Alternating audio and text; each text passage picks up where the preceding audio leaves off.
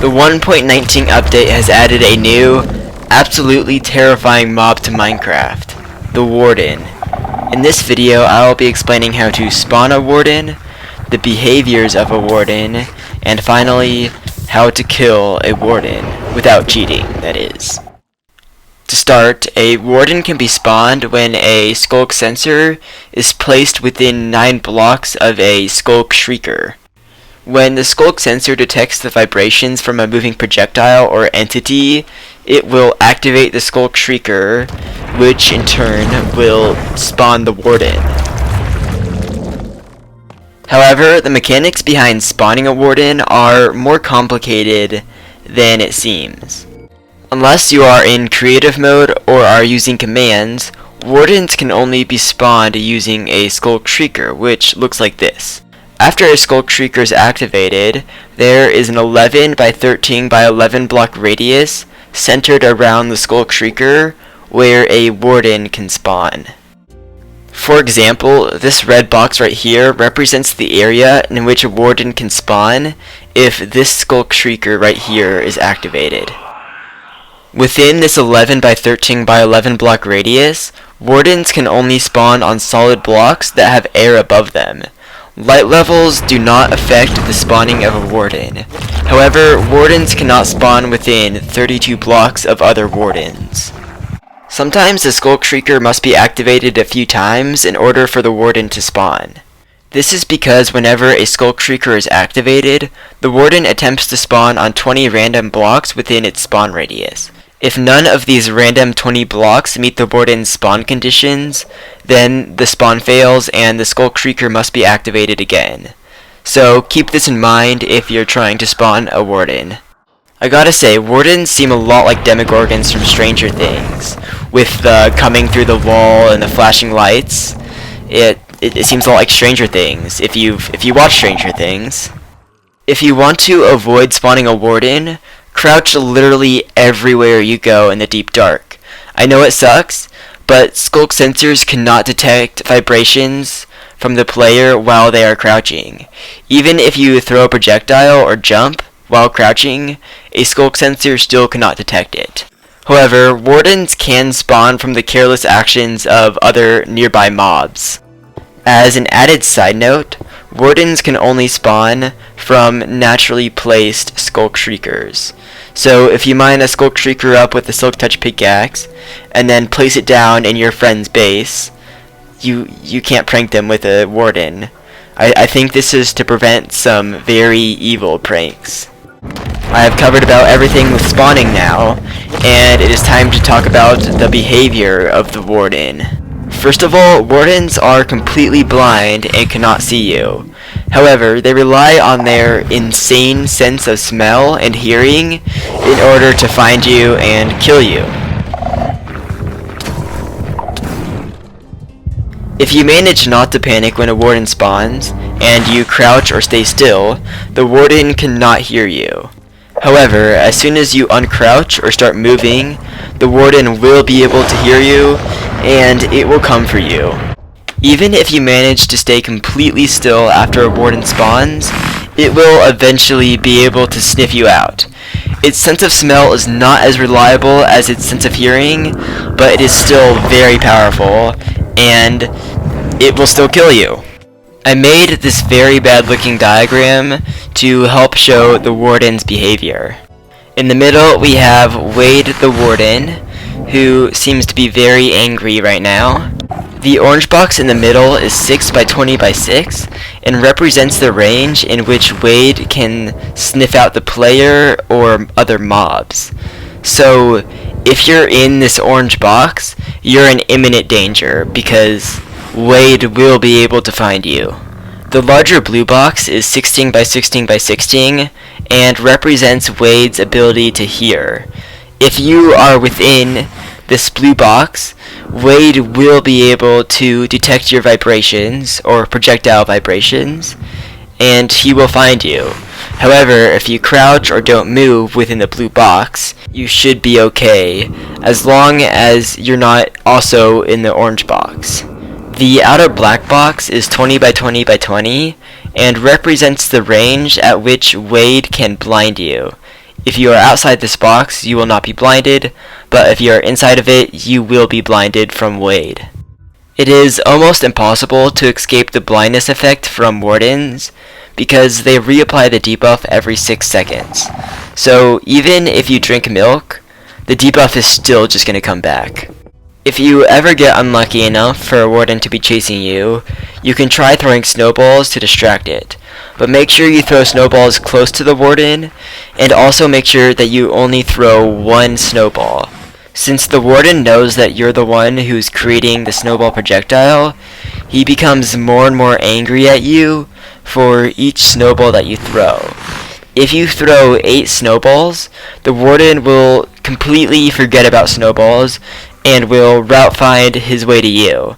And if you throw 2 snowballs in less than 5 seconds, the Warden will also become very angry and will forget about snowballs and will just route find his way to you. So don't let that happen. Only throw 1 snowball at a time. Also, if you hit or damage a Warden, they will instantly enter in rage mode, and they will find you regardless if you're making noise or not, and they will try to kill you. Wardens will try to attack the mob or player that they are the most angry at, and will completely ignore everything else to try to kill that mob or player. Wardens can get completely distracted by other mobs, and when this happens, this is good because you can use this opportunity as an escape. However, Wardens get twice as angry at players than they do mobs, so this is pretty unlikely to happen. If a Warden is angriest at you, and you are hiding somewhere that the Warden cannot reach, it will shoot a sonic blast at you, and this sonic blast can be very deadly, as you can see. Not to mention, but the Warden can also shoot his sonic blasts through blocks, meaning that you cannot just cover yourself up with dirt when you're low on health, like you can with other mobs. It is almost impossible to hide from the Warden. So, how do you kill a mob that attacks through blocks and has more health than any boss in Minecraft? How do you kill a mob that is not meant to be killed? Well, it's actually surprisingly easy, and you don't even have to die doing this, which is kind of the crazy part. Unfortunately, this Warden killing strategy does not work for single player, but it works perfectly with 2 players. So you need 2 players, about a stack of torches, 1 bow with a few arrows. It doesn't matter if you have a lot of arrows, just have at least 10 arrows, I would say. You need 1 strong sword and 1 strong set of armor. Preferably netherite and enchanted for the armor and the sword, but it doesn't have to be. It could be pretty much a wooden sword, but it sucks a lot more with a wooden sword than it does with a netherite sword. You also might want some totems of undying if you feel uncomfortable fighting the Warden without totems of undying, but this is completely optional. You do not need totems of undying, because chances are you're gonna live. I would start out this strategy by getting together with your friend and finding a Skulk Shrieker and a Skulk Sensor in the Deep Dark biome. However, you might need a Silk Touch pickaxe to mine a Skulk Sensor. Once you find a Skulk Shrieker, they're pretty rare, but you'll eventually find one. Start digging out a big arena around the area where the Skulk Shrieker is, and make sure not to place the Skulk Sensor anywhere near the Shrieker. As you build the arena, make sure to spam torches absolutely everywhere. This is why you need at least a stack of torches. The torches work surprisingly well to counteracting the blindness effect that the Warden inflicts. Make sure to mine out a so-called safe area that connects to the arena that you're building with 2 block tall tunnels. The Warden can get through 3 block tall tunnels, but it cannot get through 2 block tall tunnels.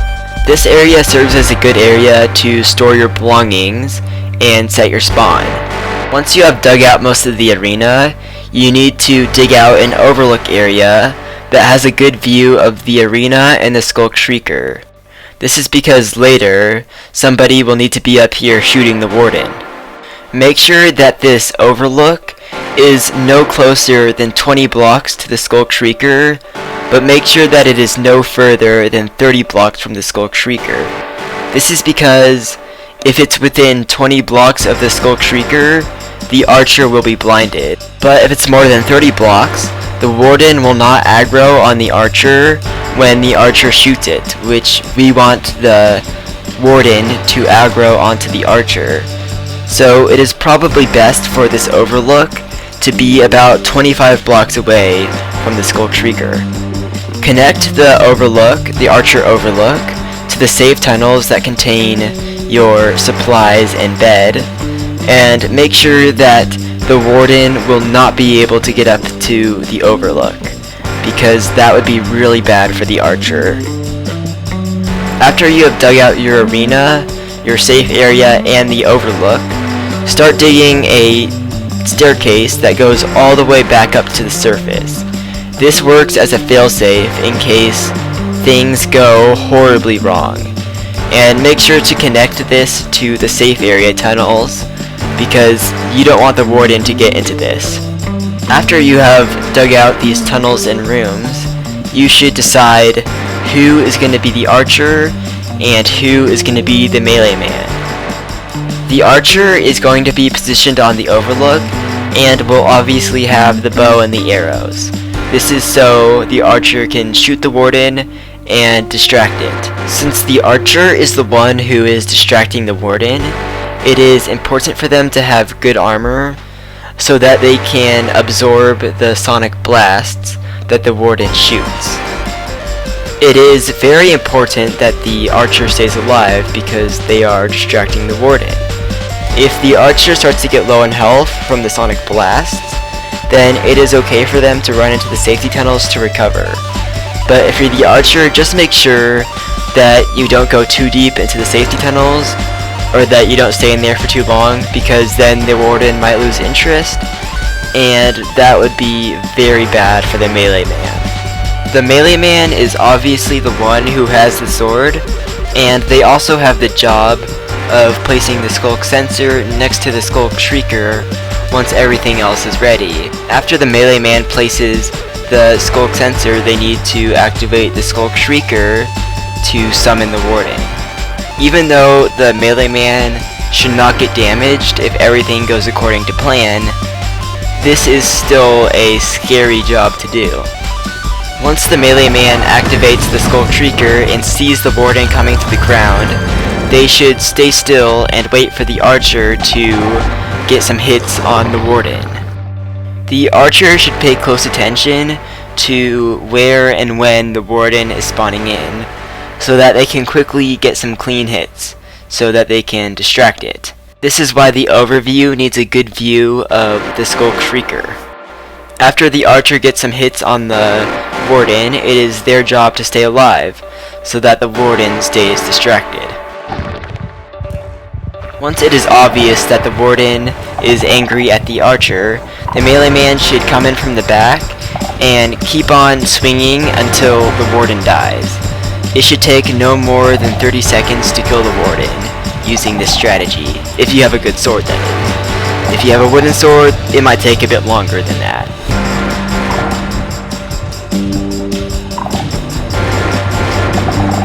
If you have a good sword and keep swinging, the Warden should die very quick, and should drop 5 XP points and a Skulk Catalyst. What a great reward for killing a 500 health Warden that can insta-kill players with its attacks.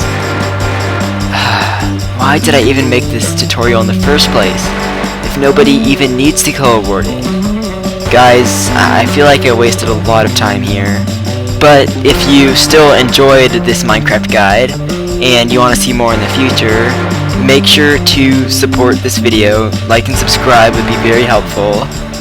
And then maybe I will make some more Minecraft guides in the future. This was fun to record, and I hope to make more guides in the future. So yeah, I guess stay tuned for the next Minecraft guide. If I do make one, that is.